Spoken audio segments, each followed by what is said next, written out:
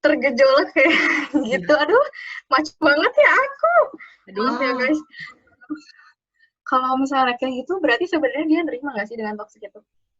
Iya, kayak jadi udah kayak kebiasaan gitu. Iya nggak sih? Jadi sebenarnya baik buruknya sebuah toxic relationship itu ada relatif. Kalau misalnya orang itu merasakan rugi, itu berarti benar-benar sejatinya definisi toxic itu sendiri. Kalau misalnya dia merasa toxic adalah jalan ninjaku, ya jalanin aja ninjamu. Gitu.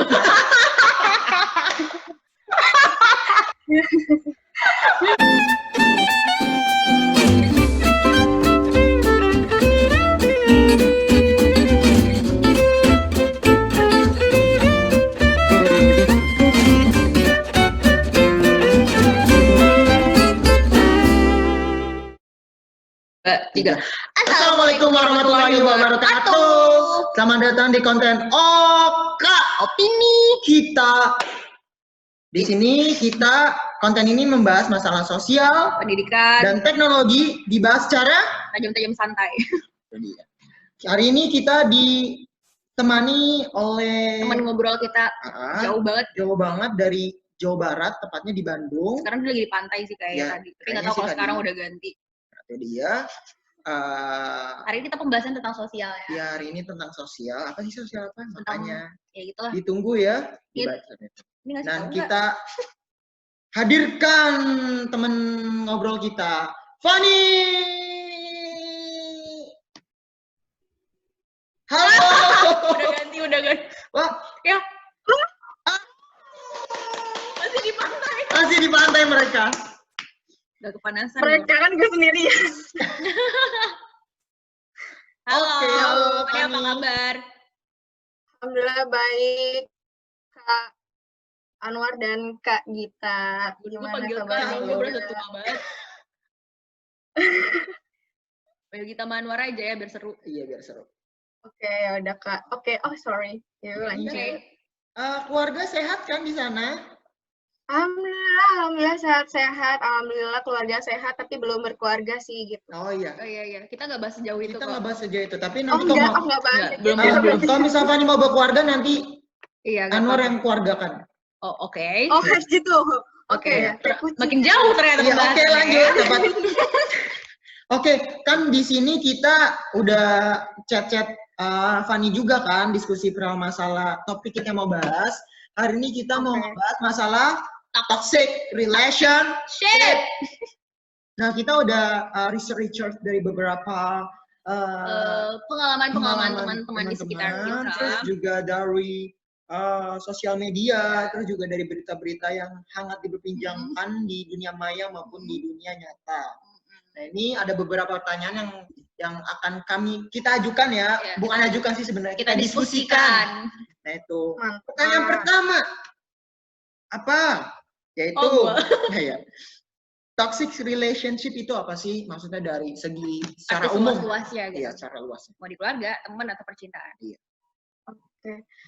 Kalau menurut gue sih ya, toxic relationship itu sendiri adalah hubungan yang kurang sehat karena di dalamnya itu mengandung unsur-unsur yang merugikan ya bagi diri sendiri atau bagi yang sedang berhubungan di dalamnya, seperti itu. Bisa dalam pertemanan, bisa di dalam keluarga, bahkan bisa di dalam percintaan, seperti itu. Nah, terus juga toxic ini juga bisa dibilang penyakit apa enggak sih sebenarnya toxic ini? Kalau gue sih ya, setangkapnya gue tentang toxic ini lebih ke arah dampaknya yang akan memberikan sakit, kayak merasakan kecemasan, merasakan tertekan. Mungkin dari tertekan itu menimbulkan kecemasan, depresi, seperti itu ya. Karena ya itu, banyak hal-hal yang bisa, hal-hal negatif yang berdampak kepada diri kita kayak gitu ya, guys. Gitu. Benar nggak sih kalau misal toxic ini bisa berdampak kepada psikomatik ya? Psikomatik atau apa? Psikosomatis. Iya, psikosomatis. Makasih loh udah dijelaskan. Iya, nggak apa-apa. Itu dia. That's why kita teamwork. Iya, benar nggak sih? Tiga kita mau sekarang. Bisa, karena yang gue baca di internet juga sih kalau itu tuh karena dari faktor kecemasan ya kan. Nah, psikosomatis itu adalah bentuk kecemasan, salah satu bentuk kecemasan yang berdampak pada fisik juga. Jadi kayak kenapa pentingnya kesehatan mental? Karena kesehatan mental itu akan membantu kesehatan raga kita juga. Kalau misalnya raga kita sehat tapi kesehatan mental kita kurang ya, buat apa guys? Iya juga sih, benar. Nggak berdampak guys, kayak gitu. Misalnya psikosomatis terlalu banyak cemas, tiba-tiba gatel. Kan kadang kayak ada orang yang terlalu nervous kayak gitu, tiba-tiba gatel, garuk-garuk, nggak jelas. Atau bahkan rasa sakitnya itu nggak tahu di mana, kayak gitu. Kayak gue bentol-bentol. Iya sih, padahal juga mereka nggak sakit, tapi gatel, nggak tahu cemas gitu. Oke, terus juga biasa. Terus ada pertanyaan lagi yang kedua nih. Ini apa sih ini? Yang kedua apa sih? Sign yang paling jelas kalau misalnya kita tuh udah berada di toxic relationship itu gimana sih gitu? Sign yang paling jelas. Kalau based on dari experience-nya orang-orang, kebetulan gue alhamdulillahnya nggak pernah dapat yang namanya toxic relationship. Entah gue tidak menyadari itu, nah itu dia masalahnya. Masalahnya tuh itu guys, jadi yang paling jelas itu yang tidak sadarnya itu kalau kita tuh ternyata udah terjun ke lingkaran si toxic ini. Karena kan orang kayak yang, oh emang mungkin orang itu kayak gitu aja kali ya, mungkin emang cara mikirnya gitu aja kali ya, kayak gitu loh. Ternyata tiba-tiba itu tuh adalah toxic, kayak misalnya banyak hal-hal yang tidak menjadikan diri kita tuh sebagai diri kita di dalamnya, kayak gitu. Jadi kan di dalam lingkungan tuh butuh ya proses penerimaan, mungkin di dalam hubungan itu tuh kurang adanya gitu tuh guys. Tidak menjadikan ngerti kok, kita ngerti paham. Ya kan? Iya. Jadi tidak menjadikan diri kita tuh aktual gitu. Nah, mungkin dari situ tuh dia tuh nggak sadar kalau itu tuh toxic, jadi kayak yang meneng bae gitu loh. Ikutin teman kan, jadi daripada gua nggak ada temen ya udahlah gue ikutin. Iya. Yang ngasih gitu. Iya kayak gitu. Tapi sebenarnya kayak gitu tuh salah nggak sih? Maksudnya selalu nerima, ya udahlah kayak gitu. Mau ini dia ngerasa ini toxic sebenarnya, tapi ntar dulu kan. Kita mulai record, udah mulai langsung menjadi kita yang bukan kita. Iya. Apa tadi pertanyaannya? Pertanyaan selanjutnya tadi ada. Tadi nanya apa? Soalnya ada kayak Sigen. Oh, Sigen sign.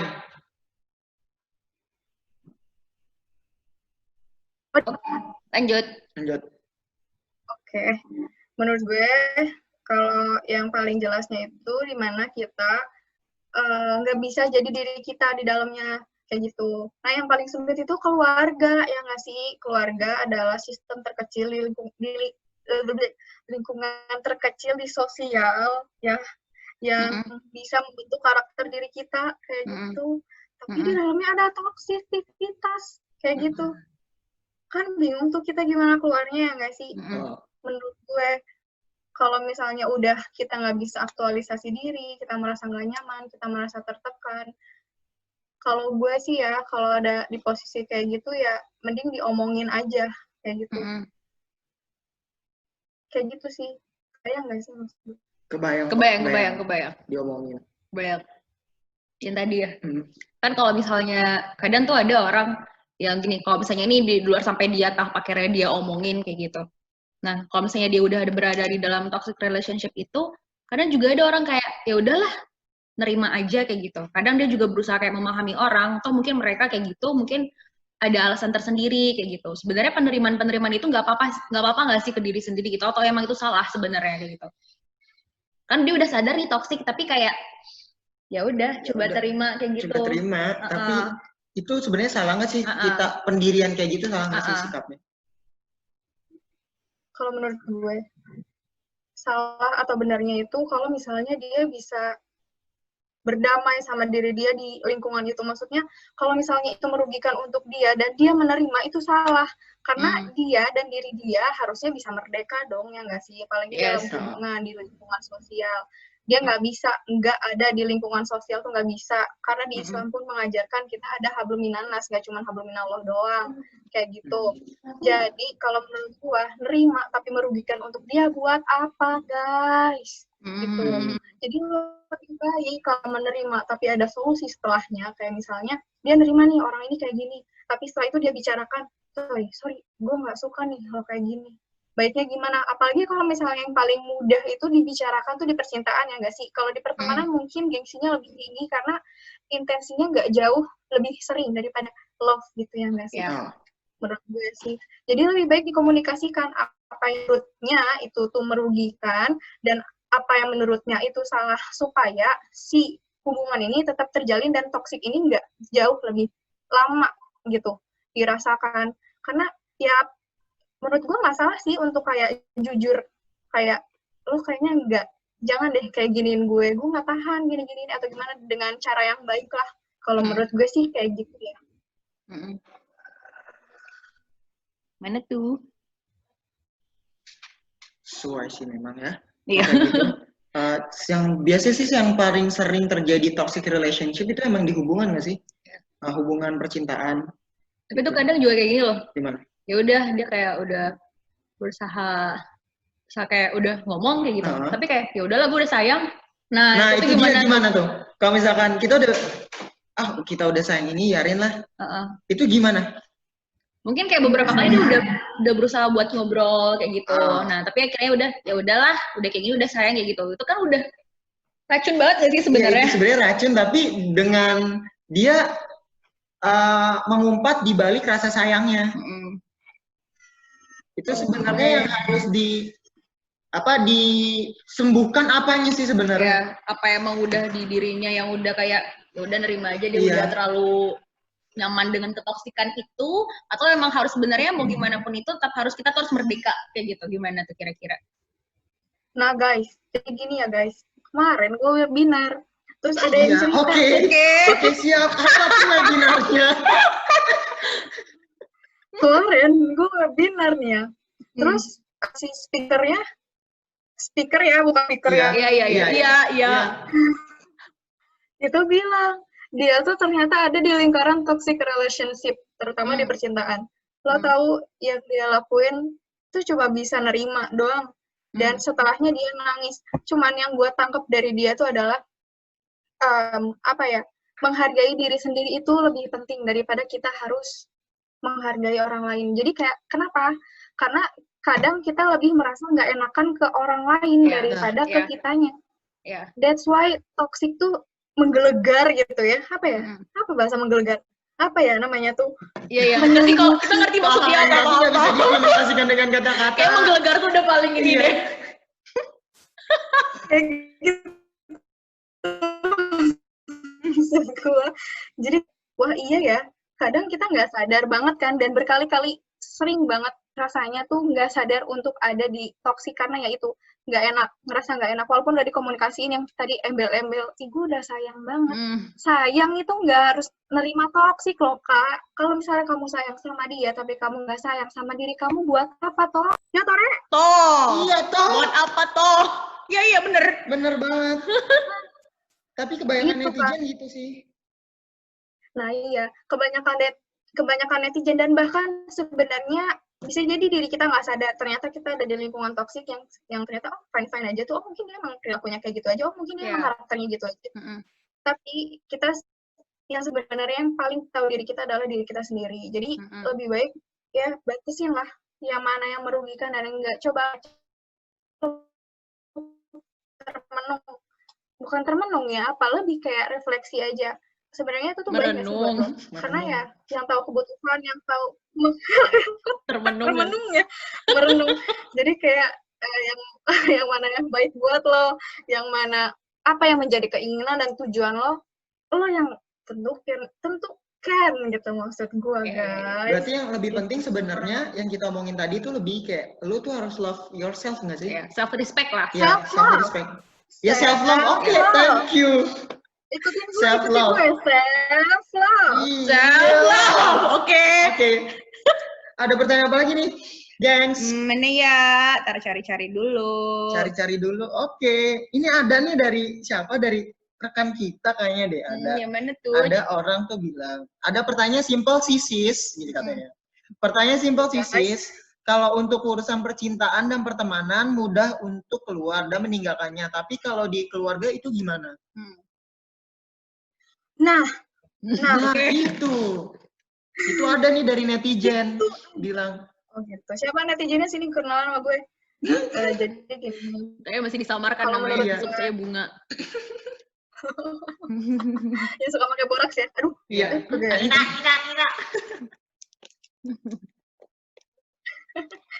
Nah, kalau menurut gue lagi, berhubung ini opini kita, Iya. opiniku ya jadinya. Iya. Kalau menurut gue sih, kalau di lingkungan keluarga itu sangat sulit. Kenapa? Karena ya itu tadi, sistem terkecil, sistem yang paling dekat dengan kita di sosial adalah keluarga. Karena keluarga adalah yang membentuk karakter, moral kita gitu lah ya ibaratnya.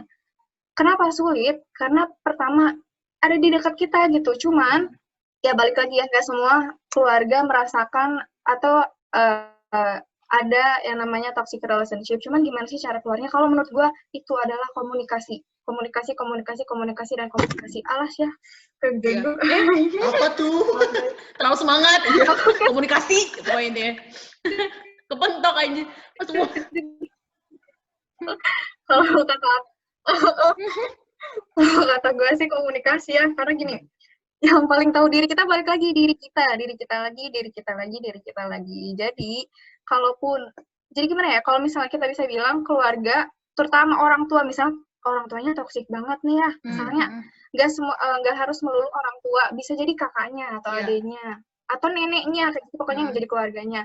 Nah misalnya itu toksik tuh, pasti notabene ya awam bilang kalau misalnya orang tua itu tahu yang terbaik buat anaknya, ya nggak sih? Tapi sayangnya di keluarga ini, si orang tuanya aja toksik gitu. Nah, kalau menurut gua, si anak ini merasa tidak nyaman di dalam lingkungan keluarganya sendiri, mau larinya si anak ini coba. Kalau dia aja sendiri nggak nyaman sama keluarganya coba. Nah, terus ini sih ada beberapa pengalaman dari teman nih. Bayangkan kalau misalkan orang tua tuh memang benar sih, orang tua memang yang mengarahkan anaknya untuk menjadi lebih baik ke depannya. Nah, contoh kecil kayak misalkan kuliah, anaknya mau di sini tapi orang tuanya kekeh di sini, kan banyak banget tuh, relate banget dari itu mau jurusan apa, orang tua mau jurusan apa. Tapi kekeh di orang tuanya itu, gimana sih cara kita buat bilangin orang tuanya, meyakini orang tuanya bahwa ini loh pilihan kita sebenarnya. Itu gimana sih cara meyakinkan orang tuanya, cara berbicaranya gimana? Kalau menurut gue ya, pelan banget, Cak. Ini udah serius nih ngomongnya. Iya, gimana? Jadi kayak, gimana sih cara keyakininnya? Kalau gue pribadi sih, kalau untuk meyakinkan orang tua, mungkin tipikal yang kayak gitu kita bisa bilang otoriter nggak sih? Iya. Ya nggak? Yang nuntut, tapi di saat kita nggak bisa tuh nggak boleh. Pokoknya lo harus itu. Itu. Sebel gue. Nggak bisa. Jangan kayak gitu. Kok dia yang sebel? Oke, balik lagi. Maaf, bercandanya banyak banget ya. Nggak apa-apa. Gimana sih cara yakininnya tuh adalah dengan buktiin kalau misalnya passion lo di situ. Karena kalau misalnya kita meyakinkan hanya dengan sebatas kata, tanpa melakukan, tanpa ada perilaku, tanpa ada sikap, mohon maaf bro, jangan kata-kata, jangan harap-harap ya nggak? Gitu. Menurut gue, kayak ini passion gue kayak gini. Karena sejatinya orang tuh walaupun seotoriter-otoriternya ya, based on experience lagi, itu tuh bisa kok luluh, bisa banget kok luluh. Apalagi dikomunikasikan dengan secara baik-baik, dengan secara lebih lanjut, disertai dengan sikap dan perilaku yang menunjukkan kemauan atas tujuannya, insya Allah jaya, serius. Total jaya. Jaya. Kayak toko bangunan ya, Jaya. Berarti kan kayak gini nih, kalau misalnya kan kuncinya kan dari semua itu komunikasi gitu. Cuma kan ada beberapa kadang udah berusaha untuk mengkomunikasikan, tapi orang yang diajak komunikasi nggak ngerti. Nah, tapi berarti kan itu tadi tanggapannya lebih kita ngebuktiin lah. Berarti kayak gitu kan. Terus juga kadang-kadang, kita ngebuktiin, tapi kadang-kadang ada beberapa sosok orang tua yang memang kalau kamu ikutin, nggak peduli kalau misalnya kamu mau ikut jalannya kamu, ya udah kamu biaya sendiri, kamu apapun sendiri. yang apa namanya, basically kan kita sebagai anak kayak misal belum ada gitu loh, misal belum ada apa namanya pemasukan atau Pegangan kita apa, tetap di orang tua. tetap di orang tua intinya. Jadi kita kayak misalkan anjir sih kok gini ya, Gak mendapatkan apa sih itu namanya? hak nggak sih? Terus tuh Nggak dapat pendukungan juga. Dukungan gitu. juga. Nah terus juga yang paling sering terjadi di ini kayak misalkan keluarga yang broken home. Nah, tahu nggak yang broken home? Iya. Nah, terus jadi anaknya ini apa namanya? Terkadang anaknya ini mau apa namanya? Ada mereka pisah baik-baik sama pisah apa namanya nggak baik-baik. Yang kurang baik. Yang kurang baik. Nah, yang biasanya yang paling banyak itu yang kurang baiknya. Yang pisah kurang baik. Salah gimana anak buat memberitahukan orang tua kalau misalkan kita mau ketemu mamah misalnya atau mau ketemu ayah, tapi dari salah satu itu nggak ngebolehin. Itu salah nggak sih? Itu maksudnya toksik atau enggak? Terus kita mau apa keluar dari situ mau bohong mau ketemu ini, itu salah nggak sih anaknya? Jadi nggak bisa ini mengekspresikan diri anaknya kayak gitu. Paham nggak? Minum dulu, minum. Putus tadi. Kalau menurut gue ya, itu bisa dibilang toksik sih, karena kayak kasihan ya, dianya merasa tidak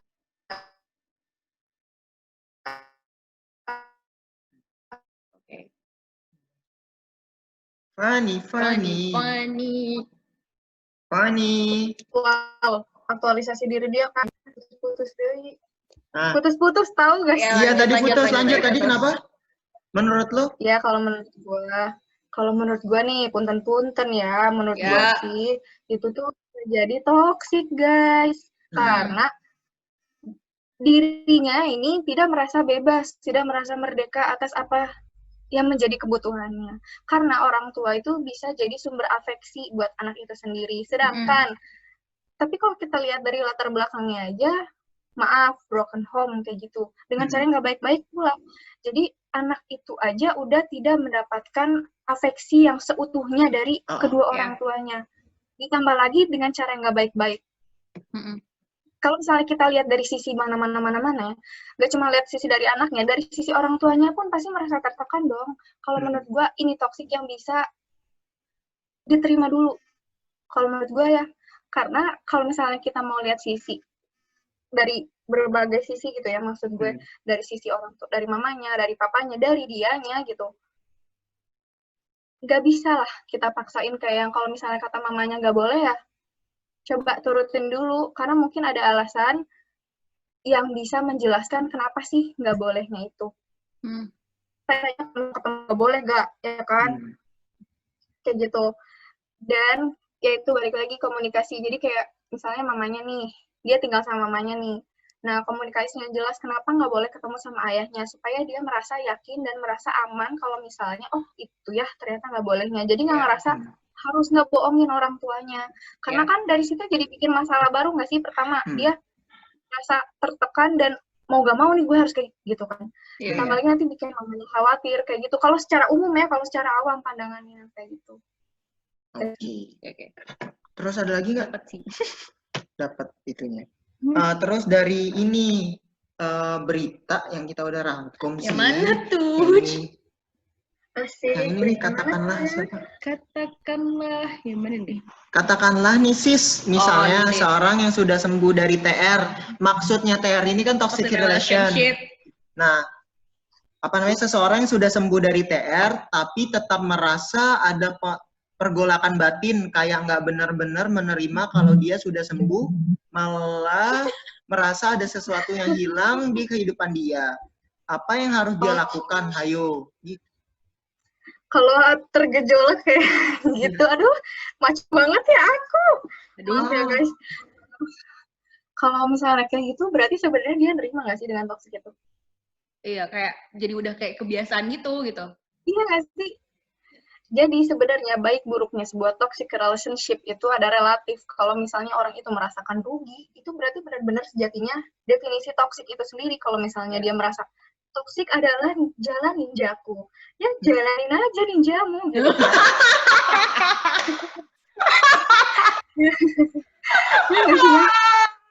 Wow. ini ada jalan ninja. Ngerti nggak sih, guys? Ngerti. Paham. Kan ada yang nggak sadar ternyata dia juga toksik loh, bukan dia yang masuk ke lingkungan toksik, ternyata dia toksiknya. Kayak gitu, terus ada yang hilang. Ada kayak misalnya kayak contoh kasus kayak kayak banyaknya percintaan sih emang ya. Kayak cowoknya nih suka namparin. Kayak gitu tuh masuk toksik ya kan, abusive gitu kan.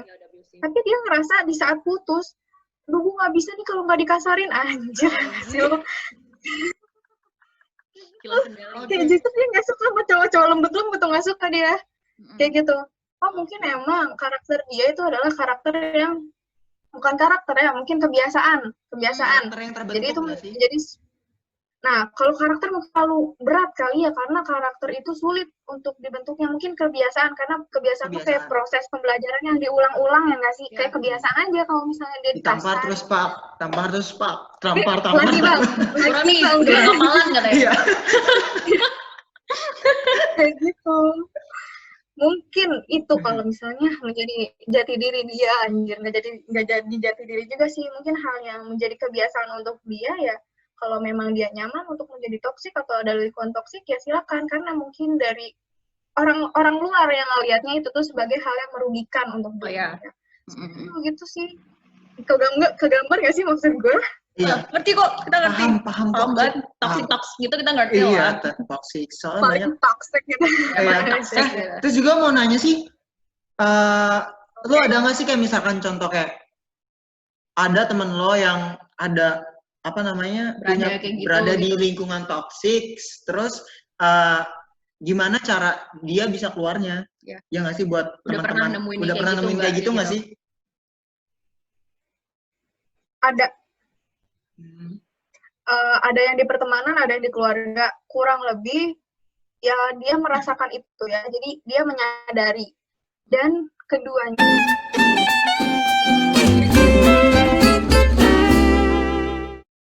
gue sharing aja ya, kayak gitu. Jadi lingkungan tuh sangat bisa terenyuh gitu ke anak itu, yang pada dasarnya orang tua kan nggak sengajain kan kayak gitu di depan dia.